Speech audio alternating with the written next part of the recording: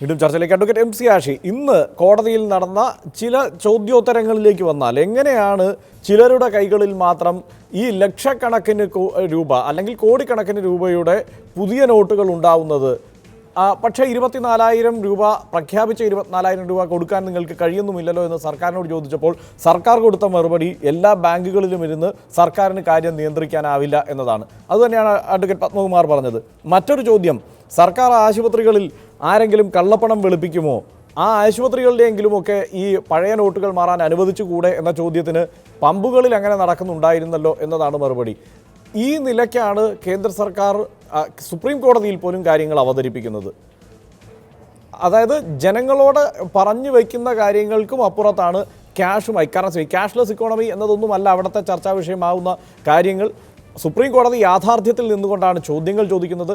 ആ ചോദ്യങ്ങൾക്ക് വ്യക്തതയില്ലാത്ത മറുപടിയാണ് കേന്ദ്ര സർക്കാരിന് നൽകേണ്ടിയും വരുന്നത്. ഈ മറുപടികൾ കേൾക്കുമ്പോൾ എന്താണ് തോന്നുന്നത്? അല്ല, ഇതാണ് ഞാൻ നേരത്തെ പറഞ്ഞത്. അത് എൻ്റെ സുഹൃത്തിന് അത് ഇഷ്ടപ്പെട്ടില്ല. ഞാൻ നേരത്തെ പറഞ്ഞത് ഈ സർക്കാർ നടപ്പാക്കുന്നതും പറയുന്നതും പ്രവർത്തിക്കുന്നതുമായ കാര്യങ്ങളിലെ പൊരുത്തമില്ലായ്മയാണ് ഇതിനെ പരാജയത്തിലേക്ക് നയിപ്പിക്കുന്നത്. ഇവിടെ KYC നോംസ് ലംഘിച്ചു എന്ന് പറയുന്നത് സുപ്രീം കോടതിയിൽ പോകുമ്പോൾ അങ്ങനെ ഒരു കേസേ ഇല്ല. KYC നോംസ് ലംഘിച്ച ബാങ്കുകൾ ഇവിടെ പ്രവർത്തിച്ചുകൊണ്ടിരിക്കുന്നു. ഇപ്പോൾ അദ്ദേഹം ഇവിടെ പറഞ്ഞു 13 ബാങ്കുകളെ ശിക്ഷിച്ചു എന്ന് പറഞ്ഞു. ഈ 13-ൽ 7 ബാങ്കുകളും ഇതിന് മുൻപത്തെ വർഷങ്ങളിൽ നിരവധി തവണ ഇതേ ശിക്ഷയ്ക്ക് വിധേയമായവരാണ്. അവയ്ക്ക് നിരോധനമില്ല. അതുപോലെ ഈ പണമില്ല എന്ന് പറയുന്നത്, ഞാൻ ചോദിക്കട്ടെ, 12.44 ലക്ഷം കോടി രൂപ ഇതുവരെ നിക്ഷേപിക്കപ്പെട്ടു. അതായത് ഇന്ത്യയിലെ ഓരോ പൗരൻ്റെ കയ്യിലും സൂക്ഷിച്ചു വെച്ചിരുന്ന പണം മുഴുവൻ 12.44 ലക്ഷം കോടി രൂപ നിക്ഷേപിച്ചു. നോട്ടടിച്ചതിൻ്റെ കണക്കെന്താ?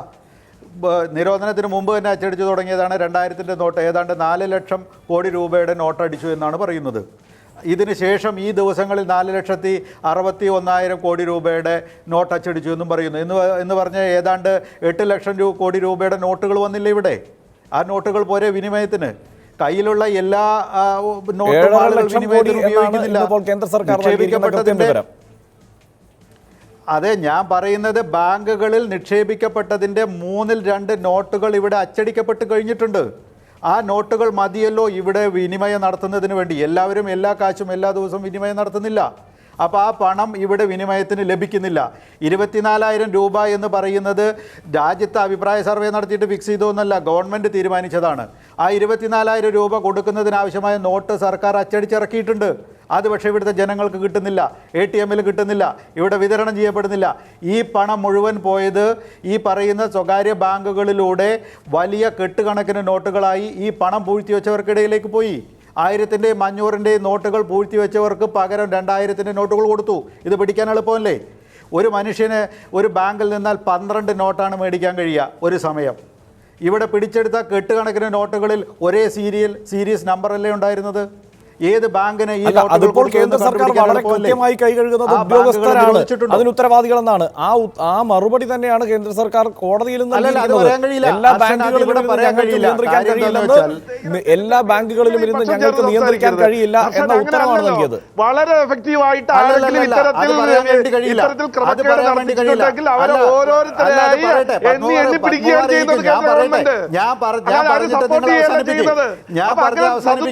നല്ല രീതിയിൽ ഈ രീതിയിലേക്ക്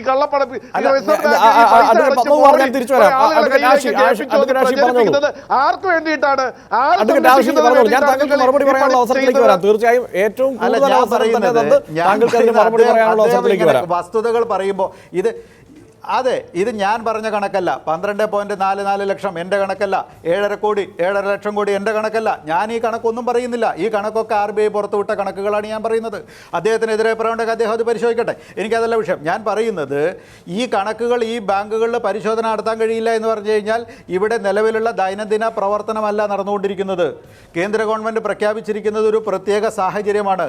ആ സാഹചര്യത്തിനെ നേരിടുന്നതിനാവശ്യമായിട്ടുള്ള ഹോംവർക്ക് അവർ നടത്തേണ്ടതായിരുന്നു. ഞങ്ങൾക്ക് കഴിയില്ല എന്ന് പറഞ്ഞു കഴിഞ്ഞാൽ ഞങ്ങൾ കൊണ്ടുവന്ന ആ നയത്തിൽ ഒരു പരാജയപ്പെട്ടു എന്ന് സമ്മതിക്കുകയല്ലേ ചെയ്തുകൊണ്ടിരിക്കുന്നത്.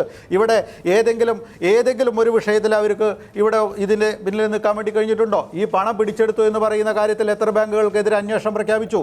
ഈ നോട്ട് ചില നടപടികൾ ഉണ്ടായിട്ടുണ്ട്, ബാങ്കുകൾക്കെതിരെ ഉദ്യോഗസ്ഥർക്കെതിരെയൊക്കെ നടപടികൾ ഉണ്ടായിട്ടുണ്ട്, ശരിയാണ്. പക്ഷേ പണം വൻതോതിൽ കള്ളപ്പണക്കാരുടെ കയ്യിൽ എത്തുന്നു എന്ന യാഥാർത്ഥ്യം കൂടിയുണ്ട്. ഞാൻ തിരിച്ചു വരാം. അഡ്വക്കേറ്റ് ജെ ആർ പത്മകുമാർ, അതാണ് ചെറിയ ശതമാനം മാത്രമാണ് പുറത്തു വരുന്നത്, ചെറിയ ശതമാനം മാത്രമായിരിക്കാം. ഞാൻ അഡ്വക്കേറ്റ് ജെ ആർ പത്മകുമാർ, ഈ ഉത്തരമാണ് താങ്കൾ നേരത്തെ പറഞ്ഞ മറുപടി തന്നെയാണ്. പക്ഷേ അതാണ് സുപ്രീം കോടതിയിലും ഉത്തരമായി കേന്ദ്ര സർക്കാരിന് നൽകാനുള്ളത്. അതായത് ലക്ഷക്കണക്കിന് രൂപ ഈ പുതിയ നോട്ടുകളായി ചില ആളുകളുടെ കയ്യിൽ മാത്രം എത്തുന്നു.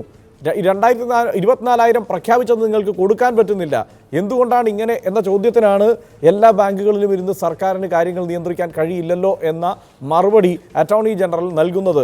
ഈ രാജ്യത്തെ 120 കോടി ജനങ്ങളെ അന്തം വിട്ട അവസ്ഥയിൽ നിർത്തിയിട്ടാണ് ഈ മറുപടി കേന്ദ്ര സർക്കാർ നൽകുന്നത്. അതായത് ഏറ്റെടുത്ത ദൗത്യം ആ നിലയ്ക്ക് പൂർത്തിയാവുന്നില്ല എന്നതിൻ്റെ സമ്മതം കൂടിയാണ് കേന്ദ്ര സർക്കാർ സുപ്രീം കോടതിയിൽ കൊടുത്തത്.